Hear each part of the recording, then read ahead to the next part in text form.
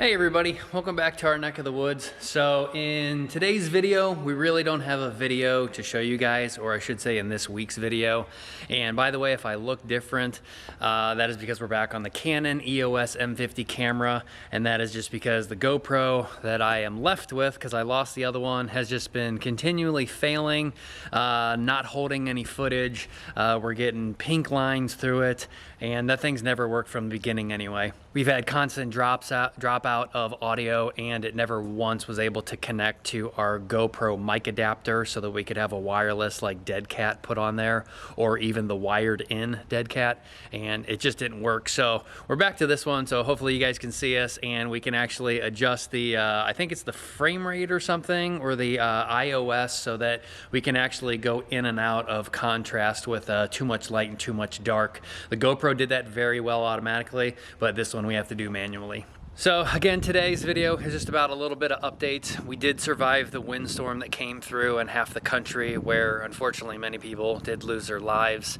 The house was able to stand up to the winds that we got in Ohio, and we actually only lost one ash tree on the property. It was dead already, but it fell back there in the backyard, which I can go back there and look later. But it actually did fall all the way back there onto our pumpkins that we had sitting out for deer. It's sitting on the gun pile there, sitting up there, and it almost hit one of my targets. But that's the only thing that we ended up losing. No cars were damaged, and luckily nothing on the property was heavily damaged money-wise. So one update that I have for you guys, the radiant system's been on for about a week and a half, 2 weeks now. Everything's been kind of so far so good. Unfortunately, down here on the ground, it seems to be some of the brass fittings that we got all from one supply house. It's either the brass fittings aren't 100% meshing well, or it's the fact that I went ahead and used the Teflon paste instead of Teflon tape, and the well drillers ended up using Teflon tape and Teflon paste. I was told never to use both, but none of their stuff is leaking, and pretty much all of my stuff is. We had 5 more leaks out here, so one on the gauge, one on the connectors, one where the Pro Press ends up fitting to the PEX A expansion fitting. So not like profuse leaking, just you see a drop there, you kind of dab it off, and then you have to tighten it up and then come back and check, and hopefully it's not leaking. But that's probably a reason why our system has gradually just always lost pressure. The max that I can get into this thing is probably like 13, 14 PSI, and then I've seen it as low as like 7 or 8. So with a little bit of drip here and there, we've lost pressure. So that's something with a new radiant system you have to look forward to, unless of course you do everything with sweat fittings. And unfortunately, a lot of the stuff that we got anyway, you couldn't even do a sweat fitting because it just screwed into the type of either shutoff valve we had, or where the gauge screws on and stuff like that. You're not really gonna heat up a gauge and put that much heat into it and make the plastic melt and stuff, so that's kind of a screw on. But in my opinion, if you guys were to do anything plumbing wise, Teflon paste out. Just use Teflon tape, get it on there thick enough, and make sure you put it in the right direction, so as you're screwing one fitting onto another, the tape isn't unraveling, and you're actually like putting the tape on more tighter as you're putting the two fittings together. But again, paste out, it sucks. I keep leaking. Tape, I think, definitely is the way to go. And looking down here right now, I don't see any profuse drops, but I do see some pink right here again on this fitting. I think I already tightened up, and that would be the T fitting over to the first reducer fitting. I do still see some wet pink on my finger, so we're gonna have to hit that one again. We may have to hit a few other ones again, but yeah, again, Teflon paste, you suck. And holy crap, I'm not used to a camera weighing this much. My arm lasts like 5 seconds and then I'm getting tired. But update wise that Aaron and I was able to get, we did have a rebate come in the mail. I think this is gonna be our last and final one, because I don't even think Menards has been doing 11% off for some time now. But we did get one more rebate in the mail. We were able to pick up 24 sheets of 5/8 ceiling drywall, and we went ahead and picked up roughly 100 some pieces of 1x3, and again, we're gonna be putting that up onto the ceiling, and then the drywall will attach to those basically furring strips. Jumping in here real quick while I edit this video, why are we doing the furring strips? If you guys aren't old G subscribers and you missed it in past videos, or if you're not builders, etc., the reason why we're doing it is our trusses, to save on money, our trusses were 24 inches on center. And even though 5/8 drywall for ceiling is approved for 24 inches on center, here in Ohio, we only have an R value code rating of about an R49. I don't know how many inches that is off the top of my head. I'll tell you in a second up above. But when we're doing blown-in insulation, you need this many inches of drywall or insulation R value, which of course has a certain amount of weight to it. But Aaron and I want to get a little bit more insulation up there, so we're going to achieve more of like an R60, which is usually for zones colder than us. But I don't want that much weight pushing on the drywall to eventually the drywall may end up forming a sag one day.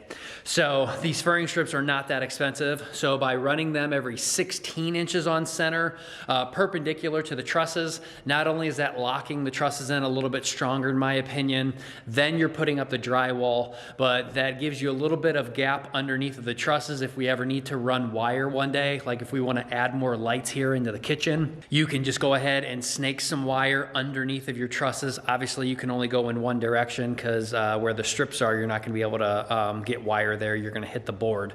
But it gives you a little bit more flexibility into the future. It gives you a little bit stronger weight because again, you're going from 24 inches down to 16 inches on center. So you're having a lot more screwing surface on your drywall, holding that up a lot tighter. And then again, you're having a lot more weight that you can push down on that to where you're not going to sag the drywall one day. And then if there's some left over, we'll go ahead and cut those down and continually make the underfloor, I can't remember what they're called, like bridging type things.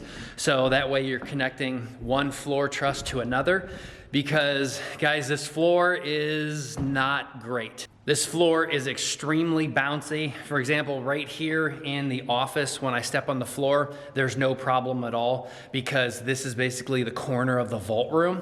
So it's very, you hit it one time, it's solid, there's no reverberation or anything.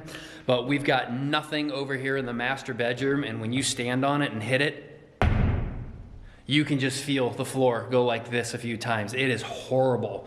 But if we come all the way over here into the master closet, we do have all the diagonal bracing on the trusses, and it actually feels a heck of a lot better. It's more of a much solid hit if you're able to hear that. And we also started working on some furniture. So this is, well, not really furniture, but this is our island, completely bolted down to the floor. I did run out of some particle board, so we still have to get the side on, that side over there, the back over here. And then we're gonna decide how we're gonna trim this out and put stuff on there. And then of course, again, a granite countertop. And the reason why we're doing that is this is gonna basically be an ironing board in here. And then on this side, we're gonna go ahead and build some doors. And we've already got a bottom platform in here. And then of course, we'll may put some shelving in here or something. But this is just gonna be a little electrical ironing type setup in the master bedroom closet, which still gives us plenty of room that we can walk around, but it's roughly a 5 foot by 3 foot countertop when we're actually done. But again, Aaron and I have officially run out of money. That rebate for those plywoods or the drywalls and these 1x3 furring strips, that was all free. It was about $600 worth. I think 24 sheets may be able to completely do the ceiling over in the mudroom, laundry room, half bath, and kitchen. And then it may be able to do everything over in like the closet, the master bedroom. And then I don't know what we're gonna actually do on the vaulted ceilings, because that's 16 feet up at its highest peak, which is extremely heavy. So even with a drywall lift, I don't know if I'm gonna be able to get a lift to go up 16 feet. I think we may be able to rent one, but again, that's money that we're gonna kind of be slowing down here and having to do more of like a paycheck to paycheck thing, and actually see if the rental place actually has one for rent that can go up that high, which I think are gonna be a lot more industrial and beefy than if we were to just go buy something from Harbor Freight Rate or eBay or something like that. And I think it'll be a lot stronger and sturdier. But again, that's something that we have to pay for, that we may have to do paycheck to paycheck type of thing. Same goes with, we still have all of the outside siding that we can get done that has already been paid for. And of course, all of the gutters that we still have over here that I've had a video kind of sitting on standby until I get a lift. But again, you're looking at a week rental of a lift to do the outside gutters and the outside siding. That's almost like $700 or $800 for 1 week just for a lift. So I don't know when I'll actually be able to afford that and pick one up so that we can go ahead and finish the outside of the house. And then just 2 more updates real quick before I head down to the basement. I actually forgot. I did have a little bit of piece of 2-inch vent stack left over that I had to put on the other day. Like right here, I think you can see the coupling. This guy maybe was about 5 or 6 feet long, and we had to put that on because the other day when we were getting those huge storms in America, that thing was actually overflowing. It wasn't profusely, but I cannot believe that the sump pump was actually able to start shooting water up and out the vent, and it was actually getting the floor all wet. So I put that 6-footer on there, and hopefully that won't happen again. I did go outside and check the pipe. There's nothing plugging it. I don't know how all of a sudden over time you develop leaks and how you develop a leak out of a vent stack like that. But that may be a huge indication there that we need to finally go ahead and just say, screw it. We need to purchase another sump pump that's way less horsepower so it stops shooting water out there. But again, I don't know why it happened just all of a sudden, because again, the vent stack or the discharge out there is not clogged. And I don't know why it's shooting up and out of the vent stack now higher than it was before. And then last, back in the utility room, we're looking to see if we've got any leaks. I've had to, again, tighten up a few more things in here, and we actually did have a major leak over where, of course, their brass meets my brass. This was leaking for a few days that I had not come out here. Huge puddle on the floor. It was getting up all over the trim work, getting up on the particle board, and I went ahead and shut the valve off so that wouldn't keep happening. I was able to tighten it up a little bit, but I've had the valve shut off for a few days now, so I think I'm gonna go ahead and open it back up. And now that we got 70 PSI back up in here, if I see this leaking more with this paste, I don't really know what I can do besides shut the valve. You can unscrew, again, fittings on PEX A fittings. There is a little bit of movement. I don't know if I'm going to be able to 100% completely unthread that with the PEX on there, but I may have to go ahead and completely redo that with actual Teflon tape and then screw it back down again and get it to actually hold. But looking real quick, I think we are holding fine. We are at about 15 PSI going out and about 13.5 PSI going back in through the pump and going back to the boiler. So down here, I think that's the best pressure I've had in days. So I think that's really good on the house. We just need to check that one fitting again back out in the garage and check those pressures. But that's as much of an update as I got for you guys. Again, we have reached that point that we knew that we would always hit, and that is that we are completely out of money. Again, drywall is not that expensive. Those furring strips are not that expensive, but the insulation up in the attic area, depending on what we go with, that's gonna be another couple grand. So we gotta figure out how we're just gonna do that, again, paycheck to paycheck, because winter is still on its way. It's technically still fall, I think, and it is getting cold up here at night. But luckily, with the basement turned down to about 50 degrees, it's able to maintain that 50 degrees and not run the hot water tank constantly. But again, this is something that we have to quickly knock out. We have to hit these furring strips up, at least get the drywall up. That will stop a little bit of air movement up into the attic. But unfortunately, the only way that we're gonna be able to air seal it, you know, with all of the spray foam and everything, is you do have to get it at least above 40 degrees, I think, when you open one of these cans up. Or these ones actually say between 60 and 90 degrees Fahrenheit. Well, 60 degrees is not coming anytime soon. So even if we put up the drywall, I can't just insulate the attic.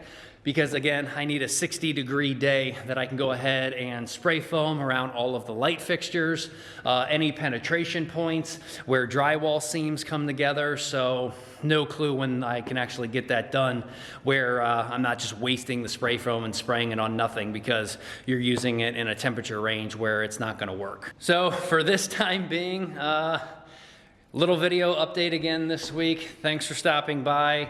Fingers crossed we figure out something to do money-wise. I do have one idea that I can try and go through with, but we knew this day was always coming, and I had mentioned it in videos past, you know, or what are we gonna do about money? We're running out of money, we're running out of money, but it has officially come that we actually have run out of money. I've got more on credit cards that I actually want to admit, and I actually did, I think months ago, did take a little bit out of my retirement, and I didn't get penalized for it, but I am paying it back with every paycheck for the next several years or whatever until I pay it all back at once. So yeah, we knew this day was coming. We're out of money, so it's gonna be slowed down here. We'll try to start a video this week by throwing up these furring strips and maybe getting a drywall lift if they're not too expensive.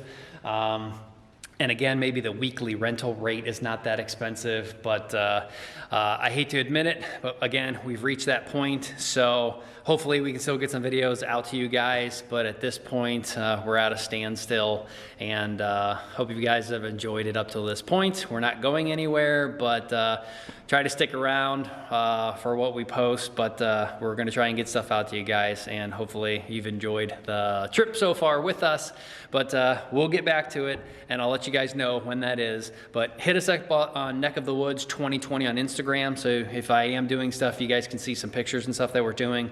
Message us if you guys got any ideas, and till then, till we get some stuff going, I'll see you guys next time. So thanks for stopping by this week, and we'll see you guys a little later.